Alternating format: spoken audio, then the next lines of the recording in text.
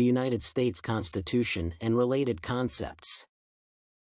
Basic structure of the Constitution. The United States Constitution details the three branches necessary for the national government: legislature, judiciary, and executive. The preamble functions as the introduction and states goals such as justice, tranquility, defense, and general welfare. Other articles cover the amendment process, ratification, the legal status of the Constitution, and the states. Since 1791, there have been 27 ratified amendments, all covering expansive freedoms and rights that have been recognized with time.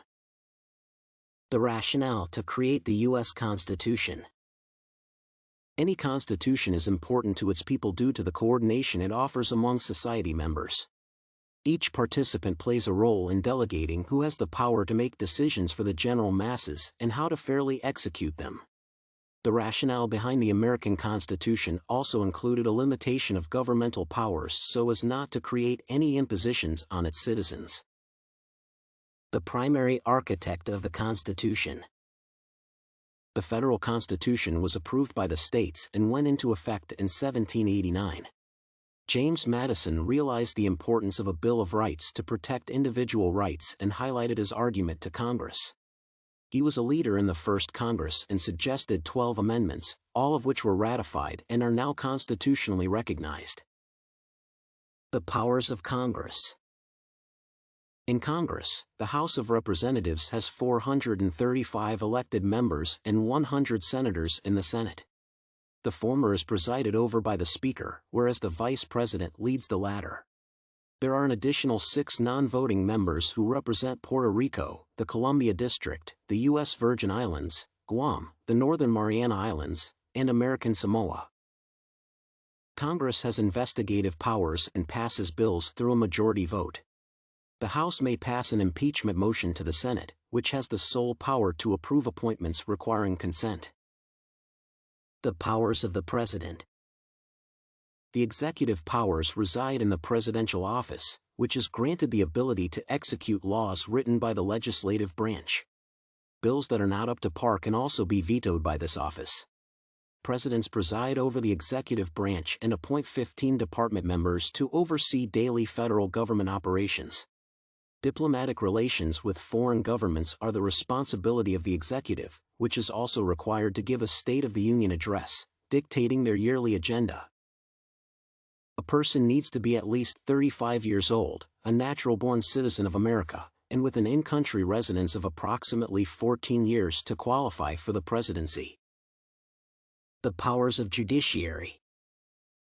The United States Constitution determines if federal laws are following the Constitution and resolves any resultant disputes.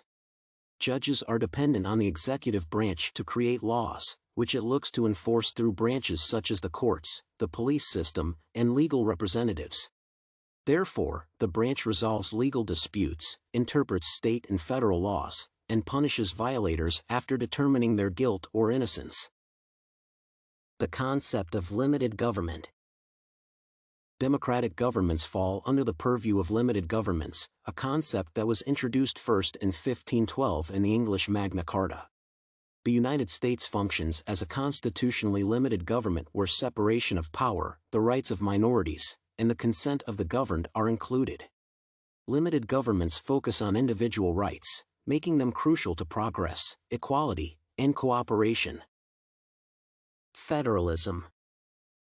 The first system of government in America governed the original 13 states through the Articles of Federation.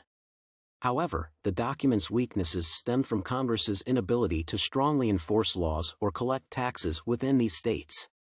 Therefore, the Founding Fathers adopted federalism to reinforce the document. In 1787, the Constitutional Convention reflected federal changes to the Constitution by creating a strong central government to oversee these tasks. Thus, the power was now shared between local, state, and national governments to distill powers to the lowest administrative level.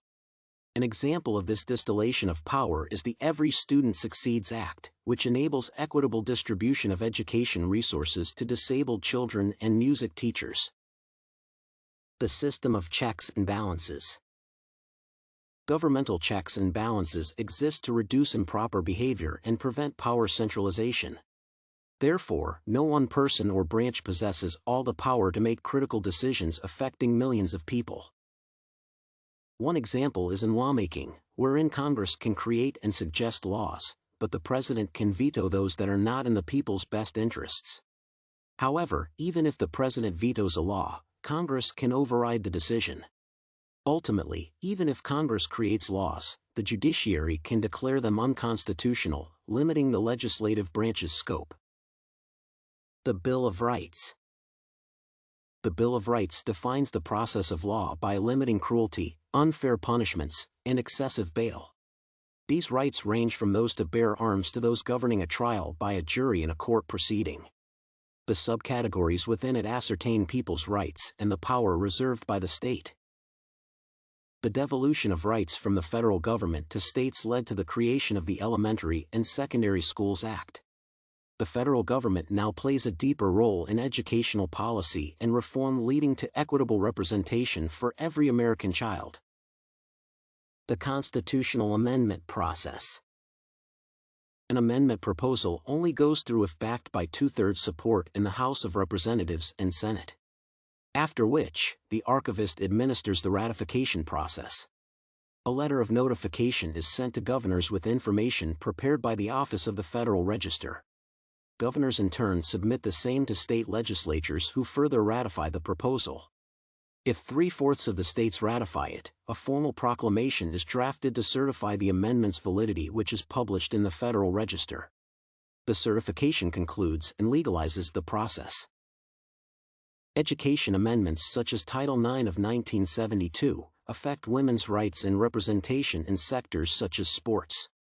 Since its introduction, it has increased funding for women in federal education programs, an aspect that shows the interconnectivity of state and federal systems.